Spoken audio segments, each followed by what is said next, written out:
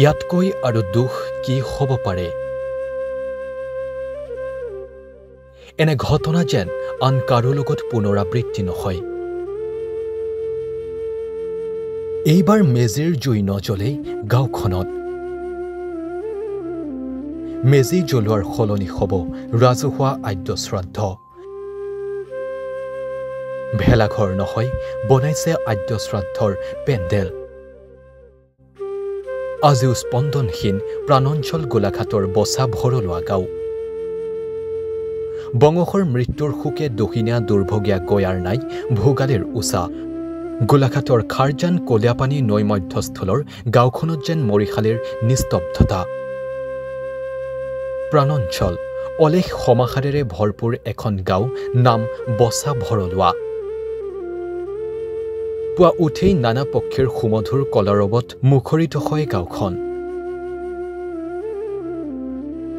সুদূৰত থকা ঐতিহ্যমণ্ডিত শ্ৰী শ্ৰী আঠখেলীয়া নামঘৰৰ হৰিনামৰ ধ্বনি প্ৰাতঃ সন্ধ্যা গুঞ্জৰিত হয় গাঁওখনত।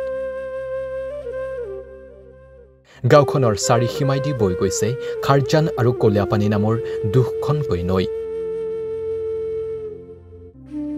গোলাঘাট জিলাৰ পূব প্ৰান্তৰ কলীয়াপানী আৰু খাৰজান নৈৰ মধ্যস্থলত অৱস্থিত ধানৰ ভঁৰাল বচা ভৰলোৱা।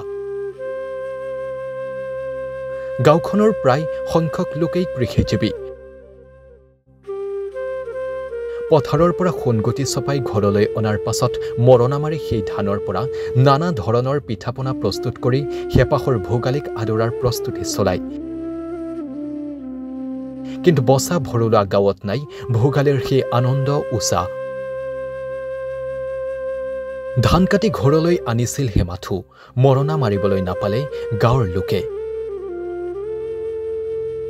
এই অভিশপ্ত দিনটোৰ কথা হয়তো কোনেও মনত পেলাবলৈ নিবিচাৰিব।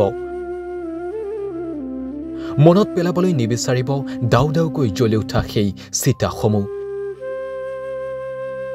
সেই অভিশপ্ত ভয়াৱহ দুৰ্ঘটনাত চিৰদিনৰ বাবে খুনীয়া হোৱাৰ লগতে এতিয়াও বহুজন গুৱাহাটী আৰু যোৰহাট চিকিৎসা মহাবিদ্যালয়ত চিকিৎসাধীন অৱস্থাত আছে।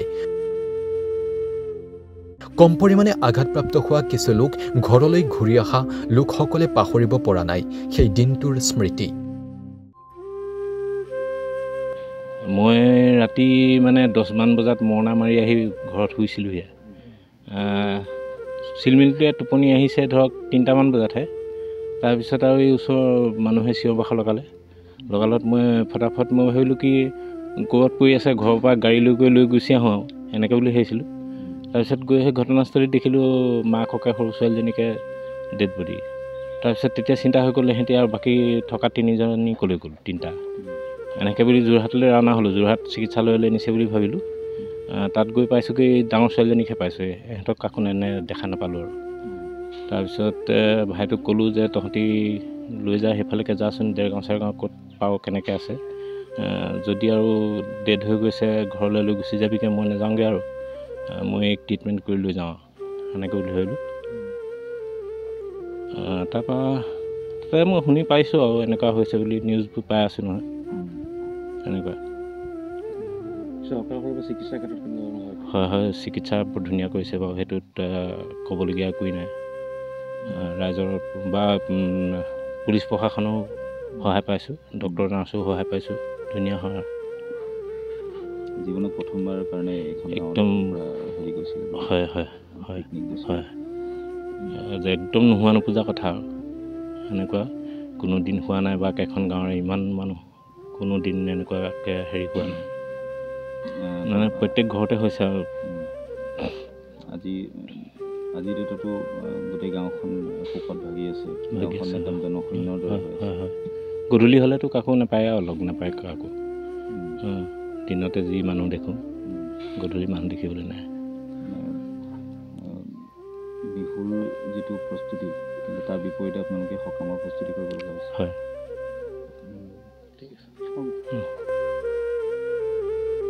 অভিশপ্ত দিনটোৰ কথা মনত পৰিলে শিহৰিত হৈ উঠে তেওঁলোকে।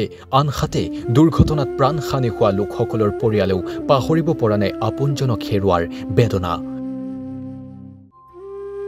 দুৰ্ঘটনাত কোনোবাই যদি পত্নী চিৰদিনৰ বাবে হেৰুৱাই নিসংগ হৈ পৰাৰ বিপৰীতে কোনোবাই পিতৃ মাতৃ আন কোনোবাই মৰমৰ জীয়ৰীক হেৰুৱাই শোকত ভাগি পৰিছে। বৰ্তমান গাঁওখনৰ চৌদিশে শোক নিস্তব্ধতা। ইয়াৰ মাজতে আহিছে হেঁপাহৰ ভোগালী। কিন্তু আজি গাঁওখনত নাই কোনো ভোগালীৰ আনন্দ উচা। পূৰ্বতে গাঁওখনত সকলো একত্ৰিত হৈ ধান কাটি শেষ হোৱাৰ পাছতে ভেলাঘৰ সাজি মাঘ বিহুৰ ভোজ ভাত খাইছিল। কিন্তু আজি সেই পৰিৱেশ নাই। অভিশপ্ত দিনটোৱে সকলো কাঢ়ি নিলে। এইবাৰ বচা ভৰলুৱা গাঁৱত নজ্বলে মেজিৰ জুই, এই কথা জনাবলৈ দিয়ে গাঁও প্ৰধান ললিত শইকীয়াই। উৰুকাৰ আগদিনা অৰ্থাৎ 13 জানুৱাৰীত দুৰ্ঘটনাত পতিত হৈ মৃত্যু হোৱা 11 লোকৰ অনুষ্ঠিত হ'ব ৰাজহুৱা আদ্য শ্ৰাদ্ধ। অতিকে এটা দুখৰ বিষয়। আমি এতিয়াও আচলতে সেই সুখ আমি পাহৰিব পৰা নাই। সকলোৱে জানে দেৰগাঁও বালিজানত আমাৰ বচা ভৰলুৱা গাঁৱৰ যি 11জন লোক দুৰ্ঘটনাত পতিত হৈ আচলতে পৰলোক প্ৰাপ্তি হ'ল। সেই শোকে এতিয়াও আমাৰ গাঁওখনৰ সকলোকে আচলতে অতি মৰ্মাহত কৰি ৰাখিছে। যে 15 তাৰিখে মাঘৰ বিহু, আচলতে মাঘৰ বিহু আয়োজন কৰিব লাগে, কিন্তু গাঁৱৰ ৰাইজে বিহু আয়োজন কৰিব পৰা নাই এইবাৰ। তাৰ পৰিৱৰ্তে এই গাঁওখনত যে তেখেতসকলৰ আত্মাৰ চিৰশান্তিৰ কাৰণে ৰাজহুৱা আদ্য শ্ৰাদ্ধ আমি আয়োজন কৰিব লগা হৈছে। ইয়াত এই বচা ভৰলুৱা গাঁৱৰ দাঁতি কাষৰীয়া প্ৰতিজন আচলতে ৰাইজে এই আদ্য শ্ৰাদ্ধত আচলতে সহায় সহযোগ কৰিছে। আৰু আমি সকলো ৰাইজৰ এই অনুষ্ঠানটিত আচলতে আমি সহায় সহযোগ আমি একান্তই কামনা কৰিছোঁ। আৰু অতি দুখৰ বিষয় যে দুটিমান পৰিয়ালৰ সদস্য এতিয়াও গুৱাহাটীত যোৰহাটত চিকিৎসাধীন হৈ আছে। তেখেতসকলৰ পৰিয়ালৰ সদস্যৰ ইয়াত আদ্য শ্ৰাদ্ধ হ'ব।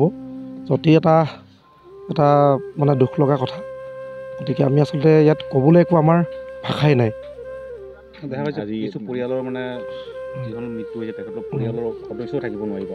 হয়, মই সেইটোৱে আপোনালোকক কৈছোঁ। মানে আমি অত্যন্ত এটা দুখজনক কথা। ইয়াত যি 11জন ব্যক্তি আচলতে ঢুকাইছে, তেখেতসকলৰ আদ্য শ্ৰাদ্ধ হ'ব আত্মাৰ চিৰশান্তিৰ কাৰণে, কিন্তু তেখেতসকলৰ পৰিয়ালৰ দুটিমান পৰিয়ালৰ সদস্য ইয়াত থাকিব নোৱাৰে। তেখেতসকল চিকিৎসাধীন হৈ গুৱাহাটীত চিকিৎসাধীন হৈ আছে। অত্যন্ত এইটো এটা দুখ লগা কথা যে তেখেতসকলে আহিবলৈ ইচ্ছা প্ৰকাশ কৰিছে, কিন্তু আহিব নোৱাৰে। আজিৰ পৰা কাম আৰম্ভ হৈছে। কাম আজিৰ পৰা আৰম্ভ হৈছে। ইয়াত পেণ্ডেলৰ কাম আৰম্ভ হৈছে। আৰু এটা কথা মই আচলতে জনাব বিচাৰোঁ যে যি শনিবাৰে যি 13 তাৰিখে যি ৰাজহুৱা আদ্য শ্ৰাদ্ধ ইয়াত ব্যৱস্থা কৰা হৈছে, তাৰ প্ৰাক মুহূৰ্তত পুৱাৰ ভাগত যি 11জন ব্যক্তি আমাৰ মাজৰ পৰা চিৰদিনৰ কাৰণে হেৰাই গ'ল, তেখেতসকলৰ আত্মাৰ চিৰশান্তিৰ কাৰণে ইয়াতেই এই আদ্য শ্ৰাদ্ধৰ স্থলীতেই আচলতে ইয়াত ৰাজহুৱা শ্ৰদ্ধাঞ্জলিৰ ইয়াত ব্যৱস্থা কৰা হৈছে। ইয়াত ৰাইজে যথেষ্ট সহায় সহযোগ কৰিছে। তেখেতসকলৰ পৰিয়ালৰ সদস্যও ইয়াত উপস্থিত থাকিব। ঘটনা সংঘটিত হ'ল বিহুৰ দিনাখনি আদ্য শ্ৰাদ্ধ কেনেকৈ কৰা হৈছে, কি কৰিব? তো যিটো মানে মৰ্মান্তিক ঘটনা হ'ল, এই ঘটনাৰ পিছত আমি যিটো মেজি উৰুকাৰ আগদিনা সমূহীয়াভাৱে সকলো দৌল সংগঠনৰ লগত লৈ আৰু গাঁৱৰ ৰাইজে সমূহীয়াকৈ মানে যিকেইজন লোক আমাৰ পৰা হেৰাই গ'ল, তেখেতলোকৰ সদগতিৰ অৰ্থে আমাৰ সমূহীয়াভাৱে তাৰমানে আদ্য শ্ৰাদ্ধ নিয়মটো কৰা হৈছে।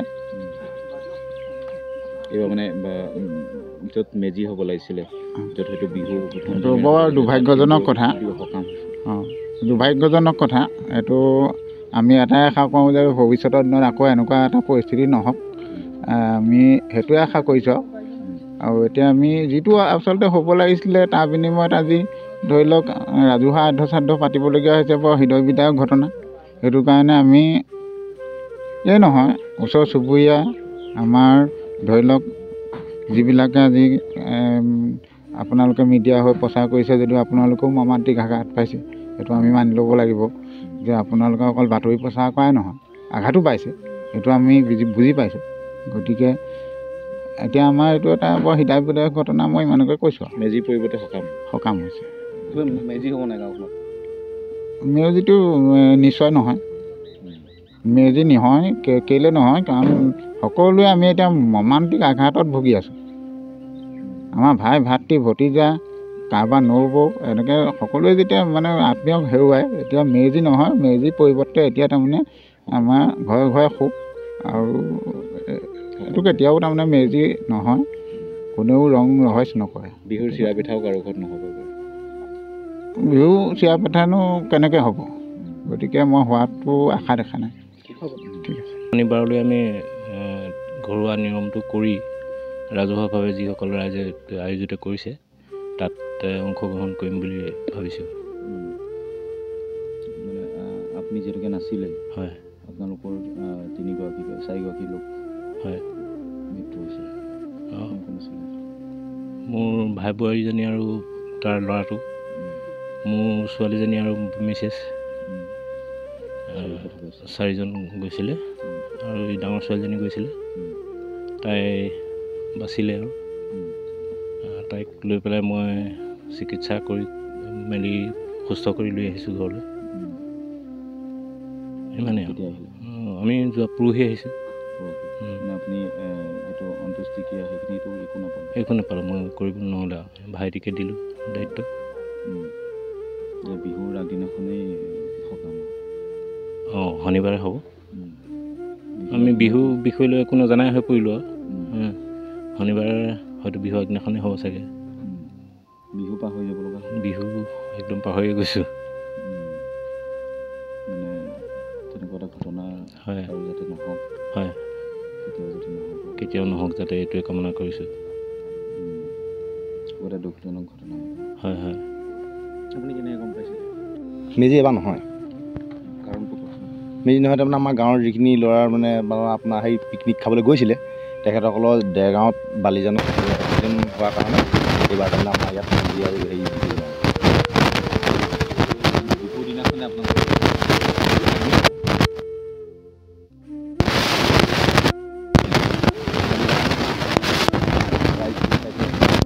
ইটো কাম কৰি আছে আৰু তেখেতসকলে সকলো আমি ৰাইজে পেলাই গোটেই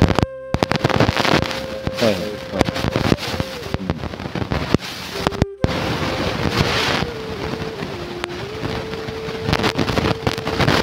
এতিয়া নাম এষাৰ